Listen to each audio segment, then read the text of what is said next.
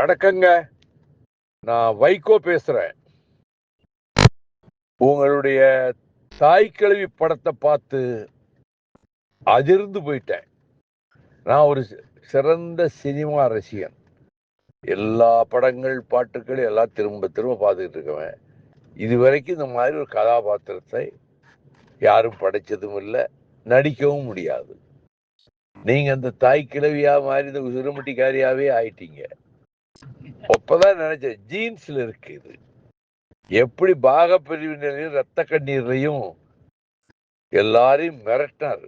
சிவாஜியே சொன்னாராம், ராதா அண்ணன் சாப்பிட்டுட்டு போய் வர்றா, ரொம்ப ஜாக்கிரதையாக நடிக்கணும்டா அப்படின்னு சொல்லுவாராம் ராதா அண்ணனை பத்தி. அந்த ஜீன்ஸ் இருக்கு. பிச்சு உதறிட்டீங்க. அந்த ரோல் யாராலும் செய்ய முடியாது. இந்தியன்ல கமலஹாசன் பண்ணதை விட 4 மடங்கு அவன் கமலஹாசனை தூக்கி சாப்பிட்டீங்க நீங்க. Congratulations, my hearty congratulations.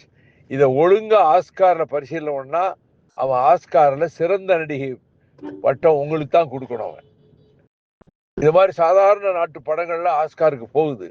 ஒரு சின்ன தீமை வச்சுக்கிட்டு இதை தீமை நல்லா எக்ஸ்பிளைன் பண்ணி அதோடைய பேக்ரவுண்ட் எக்ஸ்பிளைன் பண்ணி ஆஸ்காருக்கு அனுப்புறான். there is a possibility of winning the Oscar.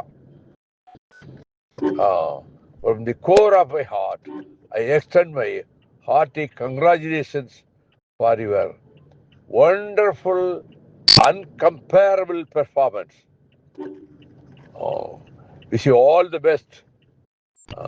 I wish you a long, long, long life, and also to present the characters like this in the future films also.